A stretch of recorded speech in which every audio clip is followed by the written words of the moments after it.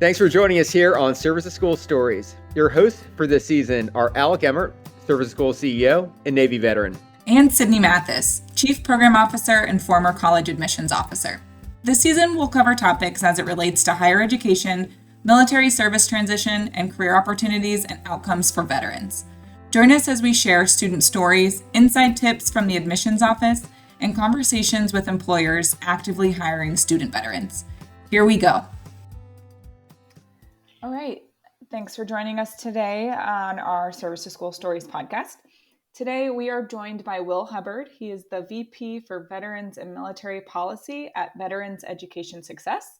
And for our listeners, Veterans Education Success works on a bipartisan basis to advance higher education success for veterans, service members, and military families to protect the integrity and promise of the GI Bill and other federal post-secondary education programs. Some of their reports that Will and the team at VES have published recently have led to unanimous congressional laws to fix the problems they identify. One example includes a 2019 series of reports on failed VA oversight of colleges, which led to the Protect the GI Bill Act, and the 2016 report, The GI Bill Pays for Degrees That Do Not Lead to a Job. This led to the successful passage of the Career Ready Student Veterans Act. The work that the team at VES is doing is having a lasting impact on student veterans, and I'm so excited to hear more about the advocacy work and policies that your team is working on, Will. So thank you so much for joining us today. So let's go ahead and give our listeners a bit of an intro into who you are and your role at VES. Sure. So I have been involved in advocacy work for almost a decade at this point, but my journey, it really starts actually before that when I enlisted in the Marine Corps in 2006. And I've had the opportunity to serve overseas in multiple countries, including Haiti, El Salvador, Guatemala, Honduras, and most recently in Kabul City in Afghanistan, as supporting missions overseas and keeping folks safe. And so it's been an interesting journey there. But when I left consulting, which was my first job out of college, I got very involved in several groups, but one of which was Student Veterans of America. And over time, since they were a new organization, they started getting a lot of calls to be involved in legislation and advocacy work. And they asked if I would help out with that. And so I got involved. I got my start there. And over several years, had different roles, including government affairs, and most recently as their chief of staff. And then joined the team at Veterans Education Success a couple of years ago. And I've been doing that for now 2 years. So I've enjoyed the time, and just the opportunity to help people is really what drives me at the end of the day. Yeah, absolutely. I want to touch a little bit before we talk about some of the more specific policy work. Will, can you share for our listeners what your educational background that has kind of brought you to this position? I know you mentioned consulting a little bit, but for any prospective students that are also considering work in public policy or public affairs, would love to hear a little bit about that journey of yours. Yeah, absolutely. I started at community college, a place called Oakton Community College in the north suburbs of Chicago. And after a semester, I transferred to American University. I graduated there in 3 years with a degree in international relations. And that set me up nicely for the consulting gig because really a degree in international relations focuses on group work, working on projects and working with teams and doing a lot of research. And I mean, frankly, that's probably what most work nowadays is. And I've stayed very involved with the school as an alumni, and I'm just always very impressed with the school's commitment to an inclusive environment, one that focuses on rigorous research and strong communities. Absolutely. American is one of our partner institutions, so good little shout out to them there. Cool. All right, so let's dig in a little bit more into the specific work, your day to day. Can you talk to our listeners a little bit about, I know on your website, you all mentioned some of the successes that you all have had in terms of legislation and policy that you all have passed. What's been the most important one for you? Well, before we dive quite into that, I actually want to focus on the history a little bit because I think that's actually the driving factor in a lot of what we see today. If you think about the GI Bill in general and education benefits in general, education broadly was not a common thing in most of America, for most Americans, for most of our existence. It wasn't until really after the World War II generation went to war and came back. And in that transition process, a lot of folks realized that the GI Bill was more than necessary. This paved the way for what we know today as the GI Bill, but back then was really a suite of benefits, including education. But unfortunately, much like today, back then there were quite a few predatory actors out there looking to take advantage of these new benefits, including the GI Bill for education. And so that's what ultimately culminated in the 1956 Bradley Commission report, which highlighted the very concerning fact that a lot of student veterans at the time were taken advantage of, that they essentially had their GI Bill stolen from them by fraudsters and swindlers looking to make a quick buck. And this is what really led to the term fly by night schools.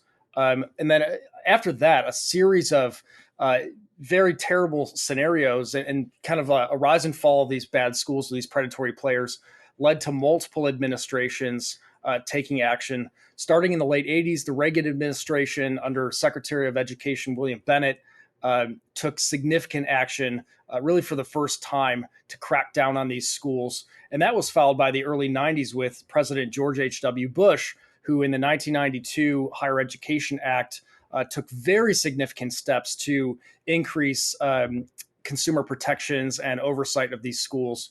And so that's kind of what sets up today, because folks may remember the collapse of the Corinthian colleges in 2014. Mm-hmm. And then, of course, I Teach Tech shortly thereafter in 2016. And that is what paved the way for us to really be, as an organization, an effective player, making it very clear to everybody that somebody needed to be looking out for veterans as a counterbalance to these predatory actors who were clearly not being slowed down. And so many people may be familiar with the term the 90-10 loophole. Yep. That was a loophole that ultimately we advocated very strongly for nearly a decade to get closed. We did get it closed with the support and cooperation from Capitol Hill and many partners in the space. But that doesn't mean that the work is done, unfortunately. The 90-10 loophole, which essentially put a target on a student's back by exempting those funds from the federal equation of the 90-10 rule, meant that every time they got one student veteran, they could get more students. That created just rife abuse. And so that's kind of what brings us to today. But yeah, I mean, to answer your question, there are quite a few bills and pieces of legislation that we've worked on over the years. Two of which we certainly like to highlight: the Protect the GI Bill Act and the Career Ready Student Veterans Act. I mean, those were significant, but it doesn't mean the work is done. Absolutely. And though regulations set up the ability to hopefully stop some of this work, unfortunately, student veterans are still left in the lurch when they get their GI Bill stolen. And that's kind of what we're focused on now. Yeah, absolutely. I mean, it's probably once a week that I talk to someone who's looking to go back, to school, transfer somewhere, and they, say they've squandered their GI Bill by a predatory institution. So I love, the work that you all are doing, continuing to advocate on the legislation side, right? We can do our part at Service to School and educate them on, choosing schools that do have that return on investment and will provide those career outcomes. But that doesn't change, the institution's motivations there. I think it's organizations like yours that are truly going to, work alongside organizations like Service to School or WSP to help individuals become educated on a better institution. Well, you all are kind of doing the hard work of getting into some of the legislative conversations. Well, to be honest, I mean, I think Service to School is so important because the reality is there is an asymmetric information environment out there. Most student veterans are first generation, meaning nobody in their family has gone to school. So they don't have mom or dad or a relative to reach out to explain to them how college works. And unfortunately, college is complicated. It's not made to be user friendly or consumer friendly. And those that are, what we call the predatory schools are the ones who do make it user friendly and easy because they don't necessarily care how you're doing. They just want you in the door. Yeah. And so they'll do anything they can to make sure that you pick them, including deceptive marketing, catering towards non-traditional students or adult student needs, that kind of thing.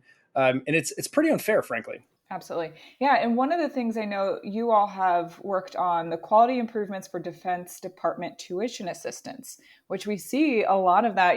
Unfortunately, we see it with the GI Bill too, but we also see a lot of that with TA. Can you Yep. talk to our listeners a little bit about that? Yeah, that's probably the kind of untold truth in the education space of the military and veterans community is a lot of the worst schools start by targeting service members, knowing that if they can get them started using tuition assistance, there's a high likelihood that they can transition them to the GI Bill, which is a much more lucrative benefit. To put some numbers to it, this past year, the Department of Veterans Affairs put out just under $10 billion, about $9.98 billion going out the door. Again, these are taxpayer funds that student veterans have earned through their service to go to school. And these schools take advantage of that pot of money because they know if they get a few credits while they're working under DoD, then they can get them on VA. In fact, a lot of them will call it the TA to VA model, which is frankly pretty sickening. Yeah. Oh, I've never heard that, but it makes sense from what we see, right? Then the student then, transitions out of the military and they're like, oh, well, I already have credits from insert name of school here. And they just, a seamless transition almost, right? Um, we work with a lot of students that are utilizing TA and then have come to service to school to help them transfer to a new institution, right? And as we're working with our partner institutions and having conversations with other admissions offices, it's like, okay, well, they have these credits from this institution. What does that look like transferring to your institution? And, for a lot of them, that credit doesn't transfer, which is a bummer because the student is now out time. They're not necessarily out money, but the DoD is, so it's not necessarily the best use of taxpayer dollars, to your point. Yeah, I mean that's always a big red flag too. If other schools are unwilling to accept the credits, that's pretty typically a good indication that they're not acknowledged for their quality. Because Mm-hmm. schools, for example, back in the day, I teach SAC and Corinthian. When schools were looking at those credits, it was openly acknowledged that those schools were terrible.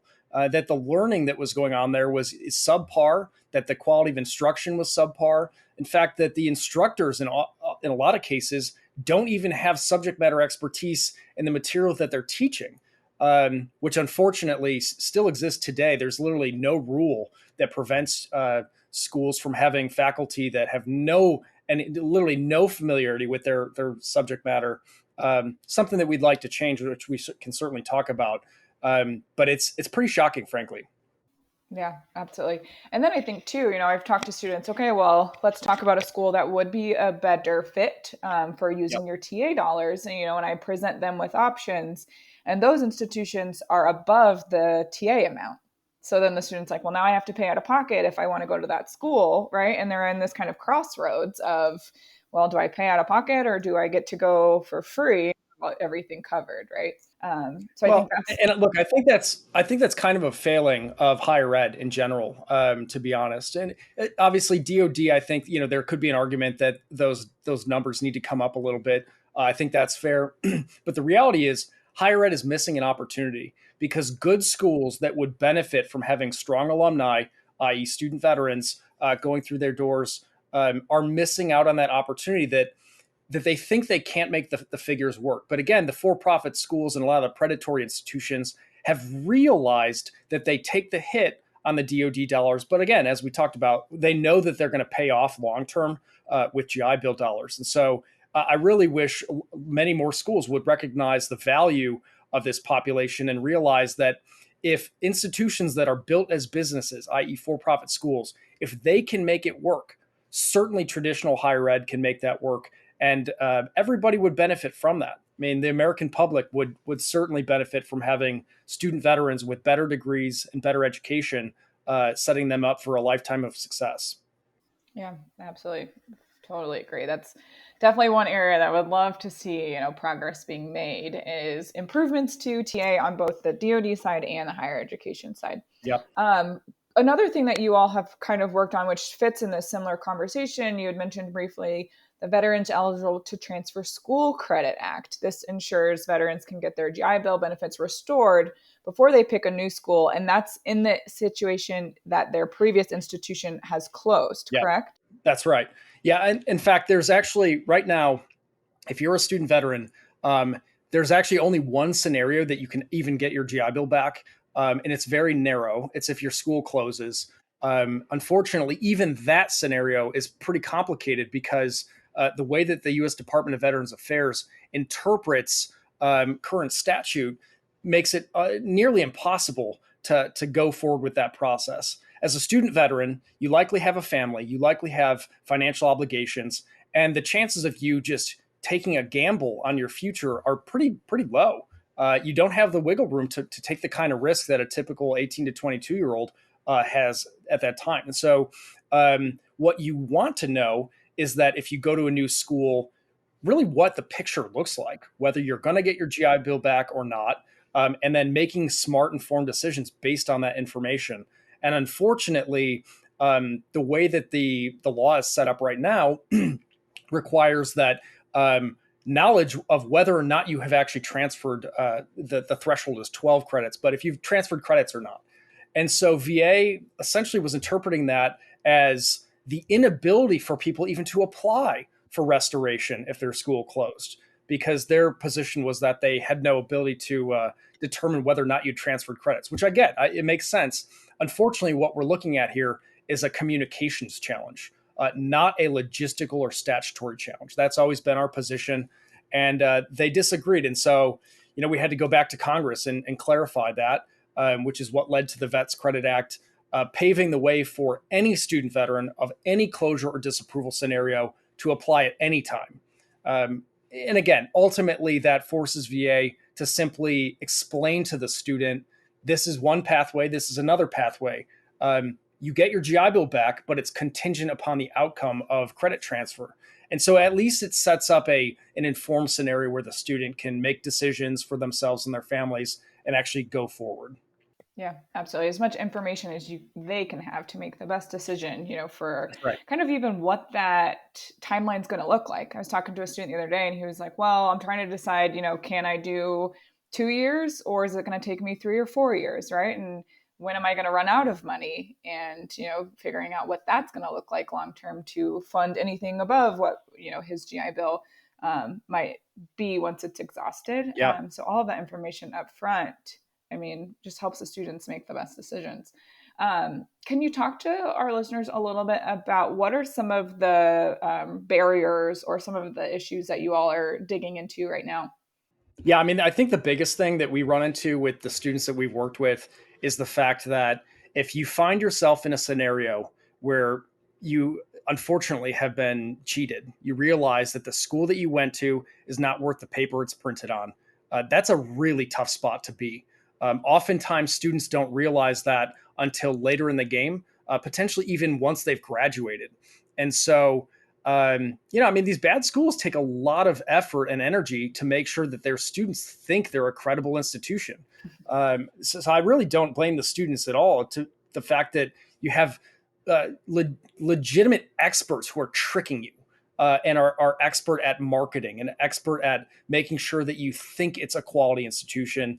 The fact that you walk away thinking that is like, well, duh, why wouldn't you? Especially if you're a first generation student who doesn't have anything to compare it against. Yep. And so these students, they later realize either by experience in the classroom or in trying to find a job in the workplace, they realize this is actually not very good. This is not a good education, and I got swindled. That's a tough spot to be. And so that's really where our attorneys and our team steps up to coach and counsel that individual to let them know what their options are, and what the way ahead looks like. Now, right now, the bad news is that if you do find yourself in that spot and you used your GI Bill, there's really not a lot you can do to get your GI Bill back. Again, the very narrow example is if your school closed, but that's really not that many people in the grand scheme of things. Right. And so you find yourself as being defrauded, and then the question is, what's next? Well, we're trying to answer that question, and we're trying to pass a law right now that would make it so if you find yourself in that scenario and that you were defrauded, you're actually able to apply and get your GI Bill back. Now, here's the downside to all of this. Even if you get your GI Bill back and you get a fresh start, you're never recouping that time. And so, in our opinion, this is like the minimal thing that Congress can do to help student veterans in their future is at least give them a do over. But again, recognizing that they're never getting that time back. And so, we ultimately think that building up the pressure on Congress and building up the awareness of this as an issue is paramount. Because picture this, literally today, if you have a student who's 19 years old using Department of Education Title IV money, and they're sitting in the classroom next to a student veteran, maybe 25 years old, did a couple years in the Marine Corps, got out, and is using their GI Bill. The 19-year-old can file for what's called borrower defense, meaning they get that money basically wiped. That loan is discharged. Yep. They don't have to pay for it because the government is acknowledging that it was a fraudulent experience, a fraudulent scheme, a fraudulent school. Now, that student veteran, literally same classroom, might have been right next to that student, can't get anything. They don't get their GI Bill back. They don't have any claim to restitution.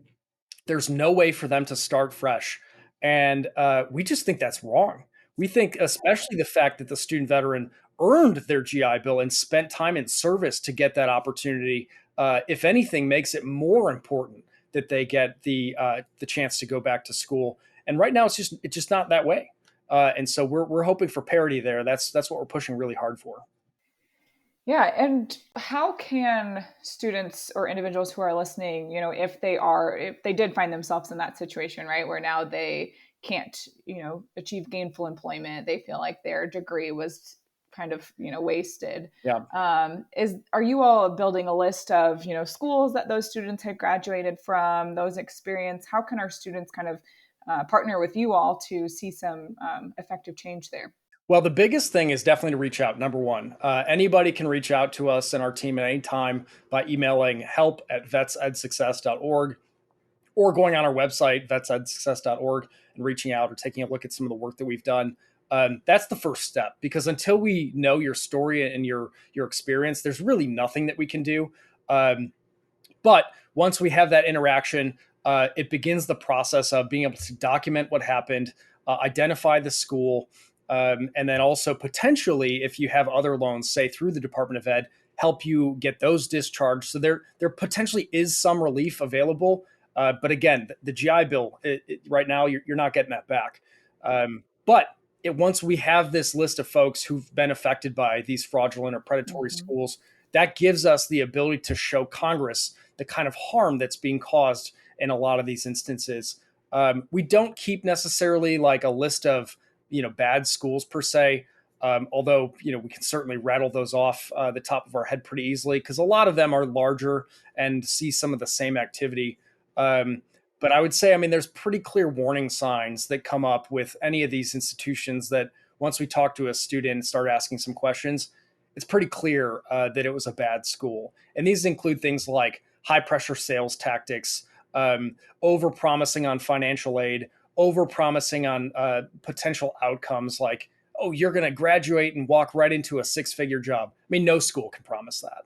Right. Or telling you things like your GI Bill will cover everything, even though it's much more expensive. There's quite a few indications of what a bad school is. But again, the biggest one above all are those high pressure sales tactics. Like at the end of the day, your education is your education. It shouldn't be on anybody's timeline but your own and your family's. And that's really where it starts and stops. Yeah, I also feel like one thing we see quite a bit is kind of the fast track, right? Well, we guarantee that you'll come in with 60 credit hours, and you can graduate in X amount of years. And for some students, that's exactly what they're looking for. So they, it's that like high pressure sales tactic, like you said, they know that that's what a lot of these individuals are looking for. They don't have the 4 or 5 years to dedicate to, some of the more experiential learning that, some of the more traditional campuses. These marketers, these recruiters, they know what they're doing. They know that the student veteran population feels a little bit behind because they took some time to serve their country and are, they look at their peers who didn't serve and they're already in their first, second, maybe even third job. They're mid-level management by that point. And they're like, I need to catch up. I have to feed my family. I've got to get things going. So I understand the impetus. It's totally reasonable. But unfortunately, again, back to that asymmetric information environment that we're dealing with, these schools know what you don't know. You don't know what you don't know. And they take advantage of that gap. And so they know what the motivations are, and very much in a way that an interrogator uses emotional kind of pressure points to leverage in that conversation. They do the same thing. I mean, it's horrible. And so being aware of what that looks like is really important. And to your point, unrealistic timelines and promises of when you'll graduate should always be a red flag. If somebody says, I can get your degree in a year or 2 years or something ridiculous, and you're like, but I think it's like a 3 or 4 year degree and I don't have any credits or something like that. It just doesn't seem to line up. That's probably because it doesn't line up. The reality is these recruiters do not have a problem lying. I mean, I think between all of us, if we were talking to a stranger, we probably wouldn't openly lie to them. I mean, that would be like unusual for most people. And you think that people are moral. They're not. They don't mind lying to people. And in fact, they make a living off of lying to student veterans in a lot of cases. And only until there are so many examples of that kind of fraud and deceit is something done. And I hate to say it, that's all after the fact. That's after everybody's been harmed. And so just being aware of what's out there and keeping that in the top of your mind up front is really important. Yeah, for sure. As we start to wrap up the conversation, Will, can you talk a little bit about, moving forward, what would you like to see happen, either with, like GI Bill restoration? What is your kind of like dream, if you could push policy through, what is that for you? Well, there's two things. Number one, and I think this, again, in my opinion, this is table stakes. We're already past the point of where this should be reality, and it's not. But the first thing is making sure that if a student veteran or their family member, anybody using any kind of Department of Veterans Affairs education benefits is defrauded, that person should have the opportunity to start over and get those education benefits back. Plain and simple. And the second piece, I think, really addresses that first one, which is to say, why does this keep happening? Shouldn't there be some way to make sure that people don't need to get restoration, that they're not defrauded to begin with? And I think that's the more long-term solution to this whole picture, which is to create stronger program approval standards, meaning that if a school does not deliver quality, it should not play in GI Bill land, period. Unfortunately, that just is not the case right now. There's very minimal standards for a school or program to access education benefits at VA, and they know that, and they take advantage of it. And so that's something that we would really like to see addressed. But the reality is, unfortunately, long term, things are shifting. In the past, a lot of folks have really focused in on for-profit schools, which doesn't necessarily apply anymore. Certainly, most of the fraud does occur in the for-profit space based on the way that the incentive structure is built. But nowadays, some of the more, quote, innovative schools are finding tricks around that and around the regulations by creating partnerships with traditional higher ed, which is hurting for enrollment and hurting for dollars.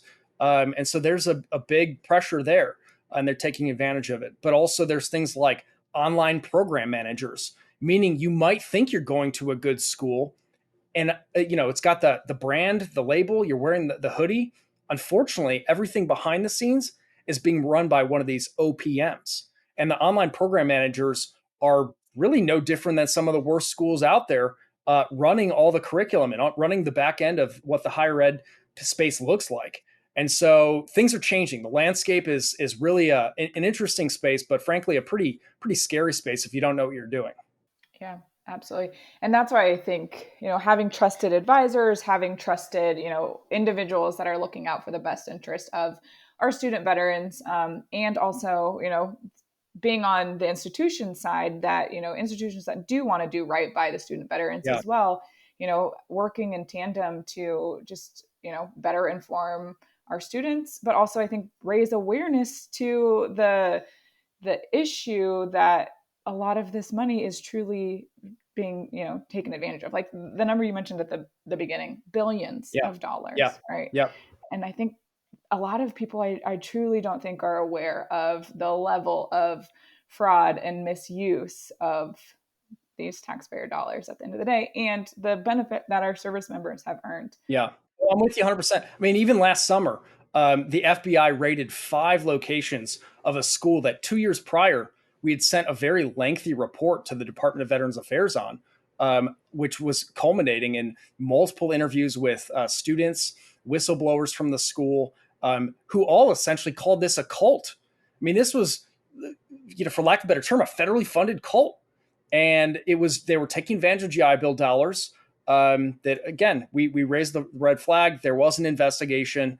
Eventually, they were hit by the FBI. But the fact that school existed to begin with is just so alarming and definitely demonstrates the need for stronger standards. So, I mean, the more information students have, the better, because that helps kind of change the asymmetric information environment so that they can make smarter choices. Absolutely. And for our listeners, would definitely point you in the direction of VES's website. That's a tough one to say. VES's website, to check out more about the FBI raid, cult, all of that. When you're talking about GI Bill, it's like those words you do not think comes in a conversation when you're talking about we're not saying every school has to be Stanford. That'd be great, but at minimum, they shouldn't be. Maybe not a cult. Right. Probably. Right. Barrier to entry to using the GI Bill. Right. Not a cult. Well, Will, I know I learned so much from our conversation in terms of resources that are available to our students, so I can point them in your direction when they do have, examples and instances of feeling as if they have been taken advantage of. Yeah. So we'll definitely, be encouraging students to reach out to you all to be able to, better understand what resources and support that they have available. But thank you so much for even just skimming the surface with us about the work that you all are doing, and excited to continue to see the successes that you all have within the legislation piece. Well, thank you for having me, and thank you for what you guys do to make sure that students are well armed as they go into the higher ed space and take that next step in their future. Sure. Well, it's been fun. And for our listeners, you all can check out Will and his team over at Veterans Education Success on their website. And feel free to check the show notes for any of the pieces of legislation that we chatted about today. You'll be able to find those there. So, Will, thanks again, and we'll be in touch soon. Thanks a lot. Take care. That's all we have for this episode. Join us next week, same time, same place, where we share more Service to School stories. Service to School Stories is hosted by Sydney Mathis, Chief Program Officer, and Alec Emmert, Service to School CEO.